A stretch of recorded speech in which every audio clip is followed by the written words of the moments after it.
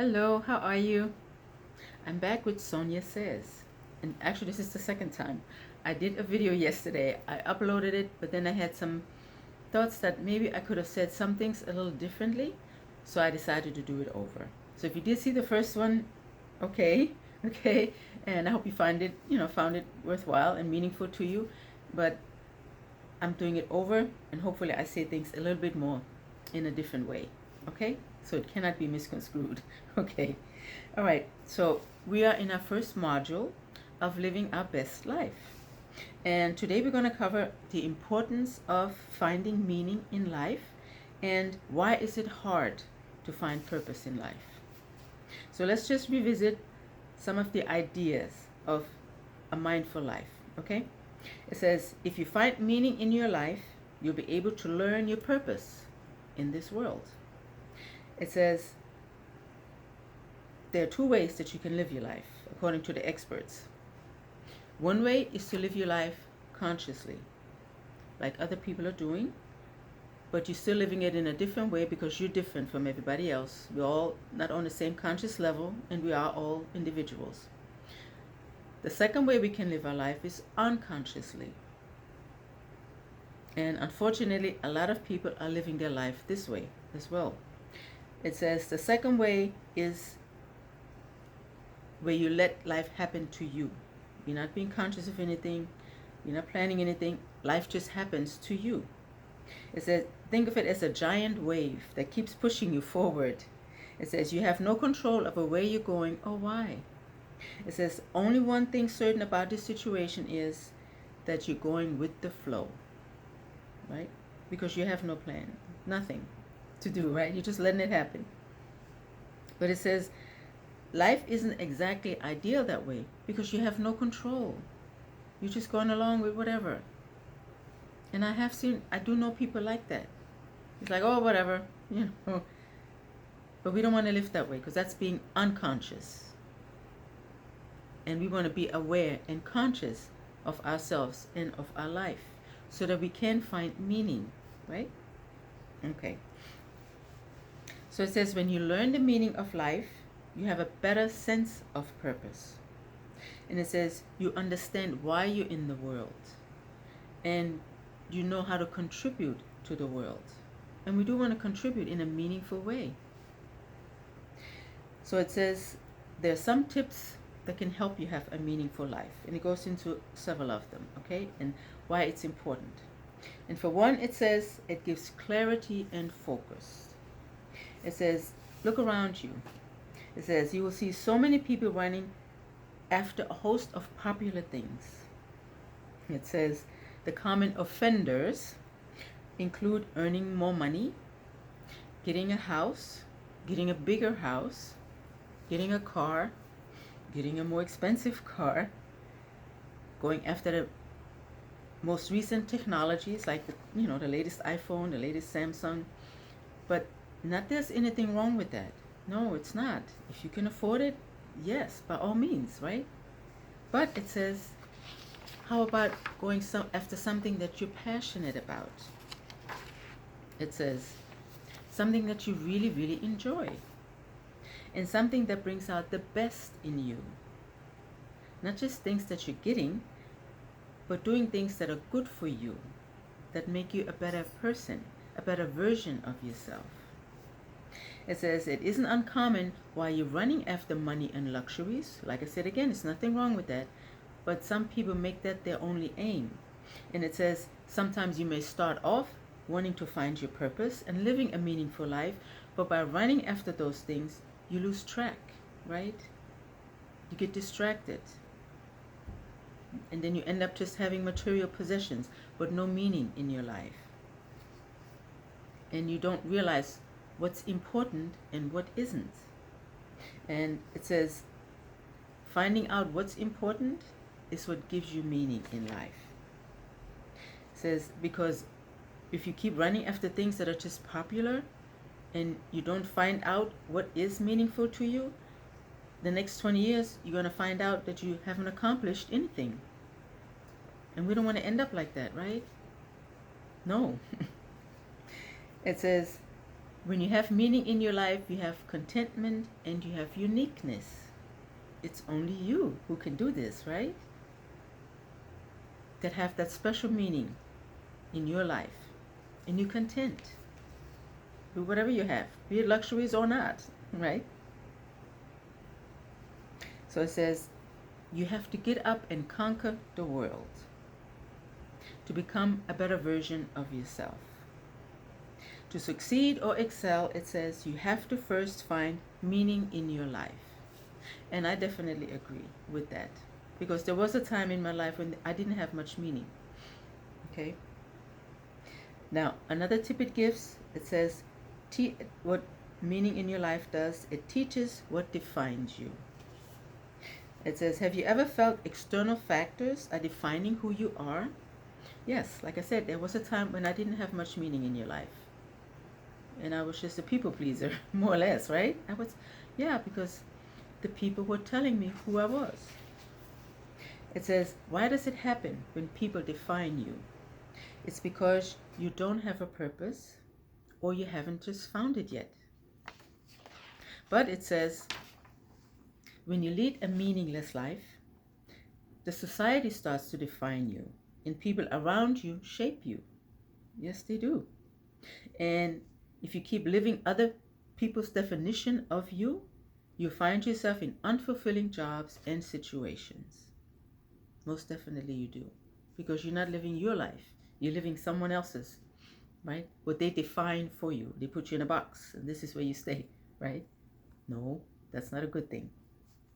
So it says it's important to find compatibility in people, to surround yourself with those who support your meaning, who are also looking for meaning in their lives, and who can support you find that meaning.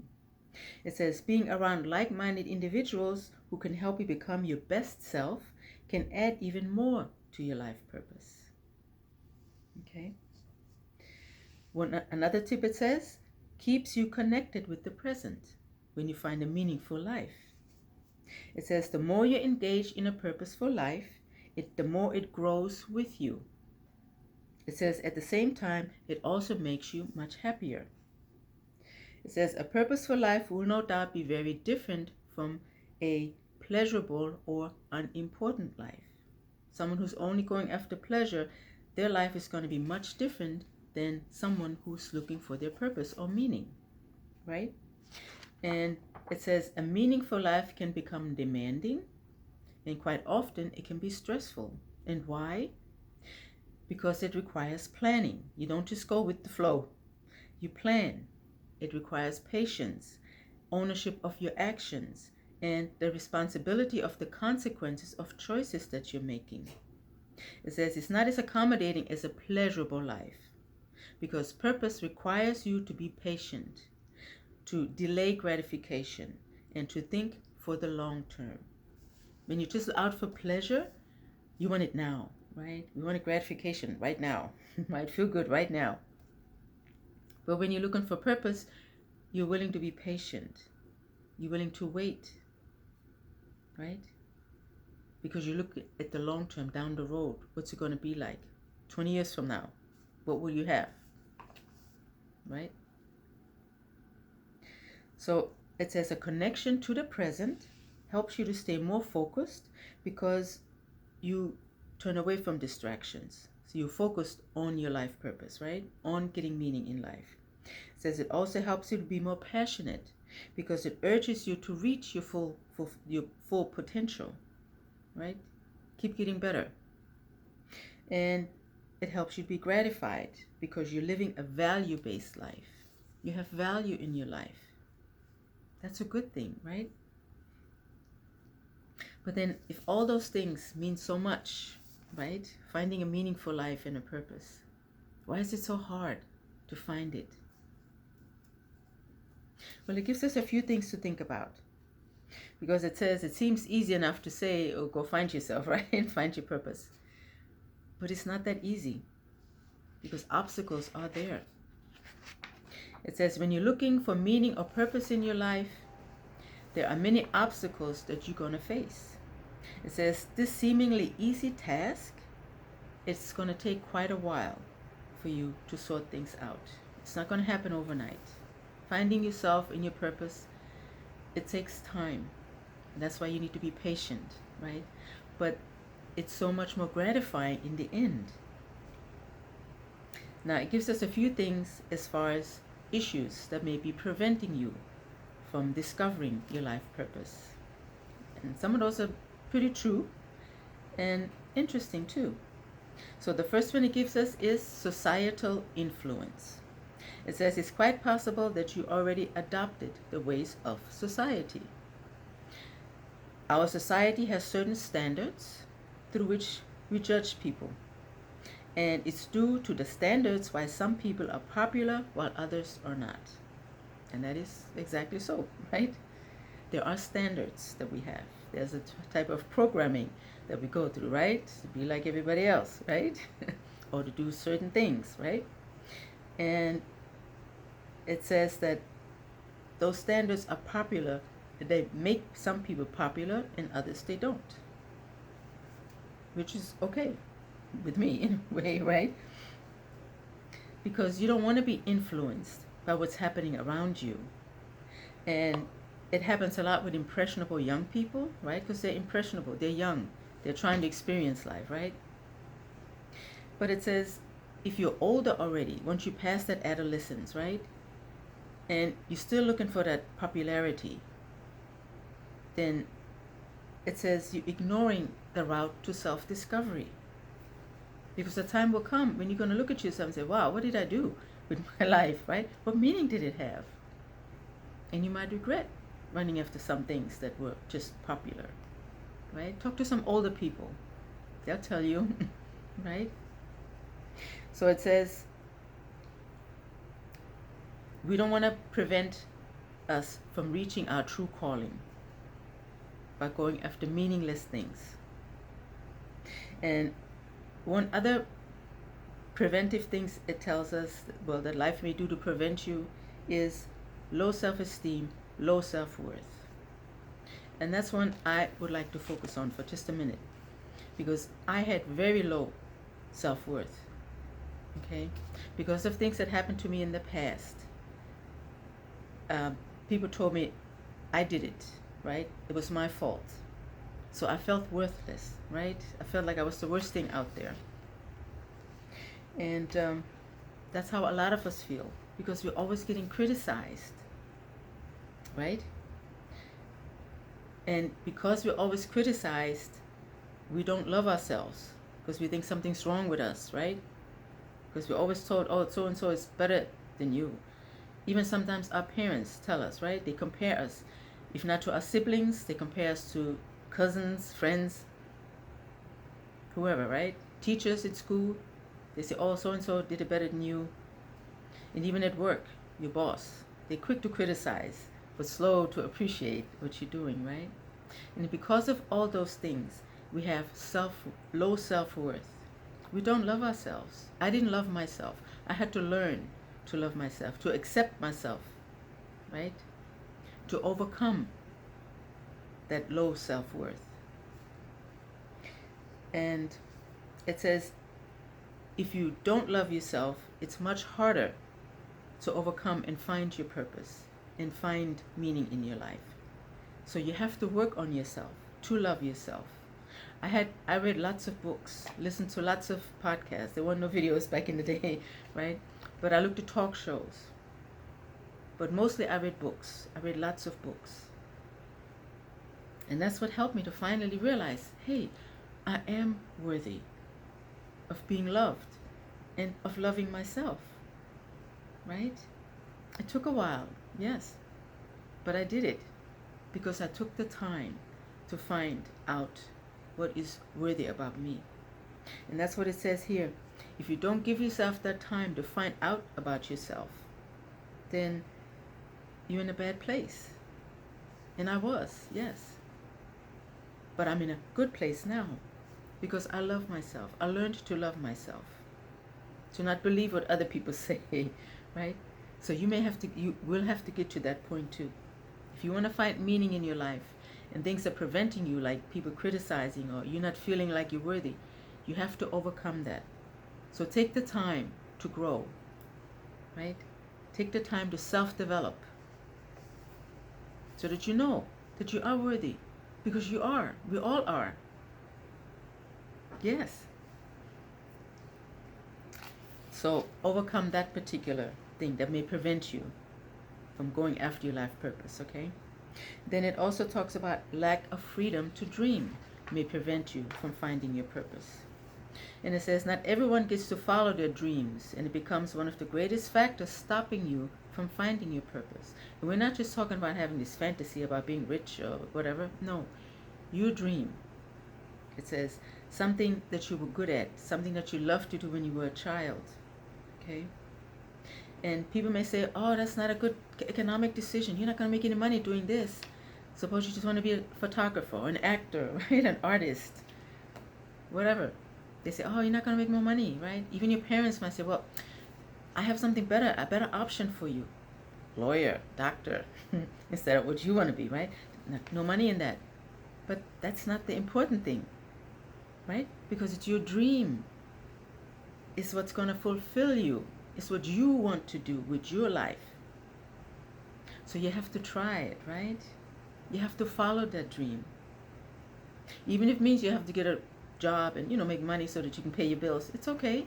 But you can still dream. Don't let go of the dream. No. Because it may come later on. Remember, be patient and look at the long term, right? It doesn't have to come immediately. No. But don't let go of it. No. Okay? So it says, in a race to get a degree and start a career, you forget to listen to your calling. It says your calling is the true you. It's something that makes you. And once you respond to that, you find your purpose. That was my doggy barking. Hope he wasn't too loud, okay? But yeah, so follow your dream. That's your calling. Listen to it, okay?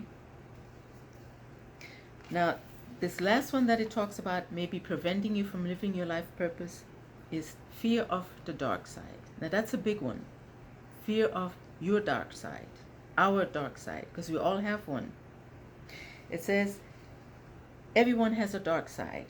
People who come to terms with their dark side are the most successful ones. You can ignore the side of yours, but you can't make it go away. It says, until you address it, it'll always remain, that dark side that everybody has. There's a book by Robert Greene, The Laws of Human Nature, and also Mastery, that talks about our dark side. It's a good thing to read about that. And even Napoleon Hill, in Think and Grow Rich, he talked about the sexual energy that helped him, become his best self. And some people may look at that as, oh, this is dark, this is bad. No. Because it says the reason why you don't find your purpose is because you're scared to get in touch with that side. It says you don't want others to see it either. Right? But why? Why are we scared? Why we don't want nobody to see it? Because we're thinking it's bad. We're bad. It says you think of hiding it, but it still always will be there. You can't stop it from existing, right? Because you're human. It says your dark side is a portrait of your deficiencies. It represents your flaws and your failures. It encompasses the selfish and wrong desires that you have. And because we're human, we have them, those bad desires. Because we're not perfect, right? We're imperfect. So those desires will come up in our minds, right? And in our hearts. But it says, when you're on a journey to self-discovery, you'll have to encounter that side of you. It says, yet the fear of this side keeps you from trying to find your purpose. You're afraid of it. Why? Because it looks dark, right? I was afraid of it, yes. The bad things that happened to me, as far as dark side, is excuse me, just a second. That's my dog. He's distracting me a little bit. Sorry about that. But since I had all this low self-worth, right? As I got older, I started to feel attraction to older men in authority. And I was in a religion at the time. I was a Bible reader, right? And it made me feel so bad because I'm like, oh my God, why am I having these bad thoughts about these elders, right? That was my dark side. And I thought that made me so bad that God was rejecting me, right? But I kept learning, I kept reading, and I had aha moments that let me know, no, I'm not bad, right? I'm just searching for the truth, the true meaning, right? What this dark side means, what does it represent in my case? Now, maybe not in everyone's case, but for me, it was the aha moment came when I realized that I wasn't after sex from the people in the church. No, I was looking for a father figure because I didn't grow up with a father, right? But bad things happened to me because of that. But that's what I was looking for. Someone in authority, an older person that was like a father figure. And once I figured that out, it was like a big weight off, right? That dark side, I lightened it up. It wasn't dark anymore because I faced it, right? So it helped me to grow and realize I wasn't bad, but I found the truth. Okay? And it says here, if you fail to understand that this side can help you excel, then you're missing a big part of a successful you. It says, once you enlighten this side of yours, you can become your best self. And that's what helped me so much, right? By looking at the dark things I was thinking, but then growing and learning and figuring out, hey, that's not what I'm looking for, right? I found the truth, and it was very enlightening, and it helped me become a better person. It helped my healing so much. Okay, so don't be afraid of your dark side. Okay, doesn't mean that you have to go, what, I don't know what it is that you're thinking, but whatever it is that you have, bad desires or whatever. It actually gives the example here of a responsible father who might think it's so bad that he has a selfish desire. I mean, he's human. He may have that selfish desire, but he's taking care of his wife and his family. He's a good man, right? When those desires come, we acknowledge they're there, but then we put them out of our minds because no, that's not going to be in harmony with what I need to be doing, right? But if we're afraid of thinking that, of that bad side, then it's always going to hang there over our head, right? We need to get rid of it, right? By facing it, by not being afraid of it, right? Okay. It also gives the example of a young person, just another one to maybe, help and understand it better. It says, suppose you're a hardworking student, but you fail at being an honest person.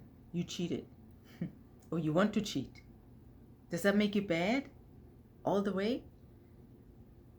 Not necessarily, right? It's those dark thoughts that you have, but you have the power to discard them, right? Yeah, you can say, nope, not going to do this, right? And even if you give in, that's not the end of the world. The next time, you won't give in, right?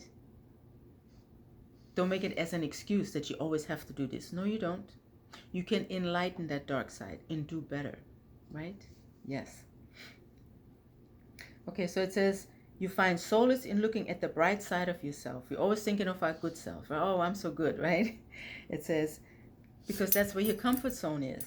That's my little doggy coming up. If you hold that clink, clink, okay?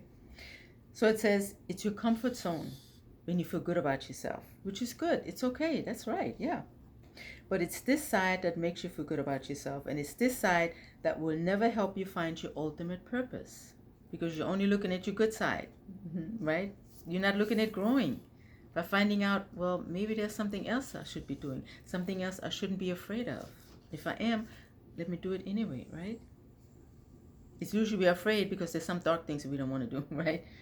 So do it anyway and see what happens. It'll help you grow and develop yourself much better. So it says, another aspect of this dark side is the fear of questions that you don't have answers to. And yeah, we have a lot of questions, and some of them we may never get the answer, and that's okay. The answer may come when it's time, right? Like it says when the student is ready, the teacher will come, and the other way around too, right? So the questions will come when you're ready. I mean, the answers. You may have questions, but the answers may come when you're ready, as you grow more, right? Okay. So it says you become accustomed to easy knowledge that you have of yourself. Because you say, how can I not notice about myself that you have this bad side?